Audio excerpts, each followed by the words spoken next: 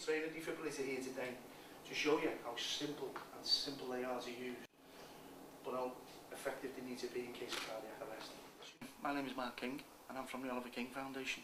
We're here this afternoon. We've been working with Knowsley Council to put defibrillators into all the children's centres.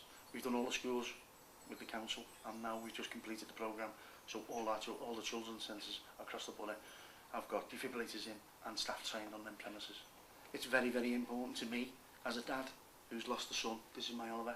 He died on the 2nd of March 2011 through a condition called SADS, or Sudden Arrhythmic Death Syndrome, and that is where the electrical side of your heart just switches off like a light switch. SADS shows no signs or no conditions. It's just that other than that fatal arrhythmia, you need a defibrillator to restart your heart. 1, 2, 3, go! Hey!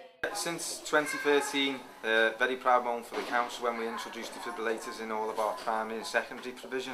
But children's centres were the next step for me, and since taking on this role a year ago, it was one of the first tasks that I asked whether we had the finances and also whether they would be useful within children's centres.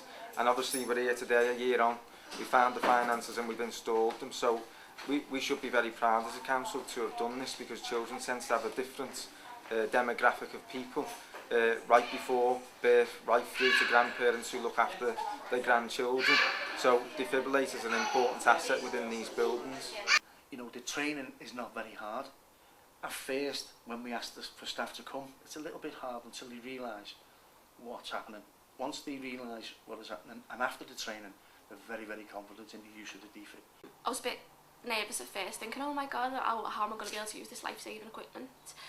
But once we did the training, it was fine. It was really simple and easy to use, and I come out confident that if the scenario was to happen, that I'd need to use the life-saving equipment, but I'd be really confident in using it.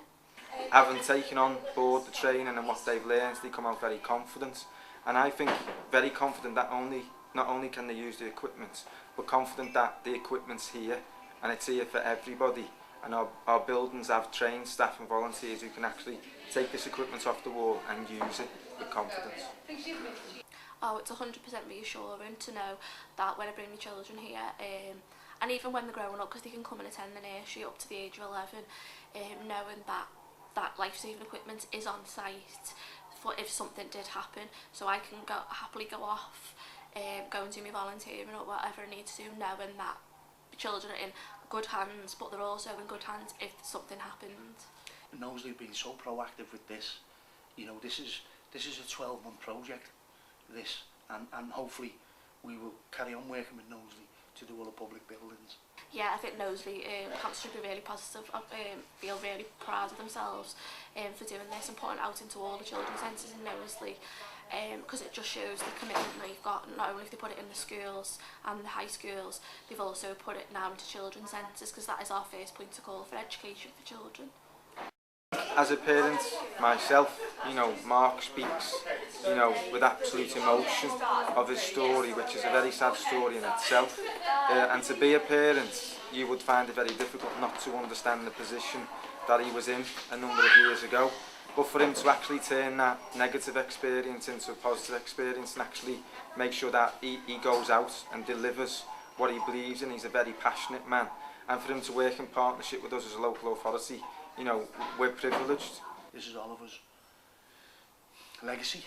Maybe 16 now, Arl, and there's no better place than these arms. And you know, we're in the children's centre here today, and you know, if you ask the staff, there's nothing more important than the well-being of our children, and that's it. It's as simple as that. It's not hard, it's not rocket science. Very, very basic, very, very easy to use.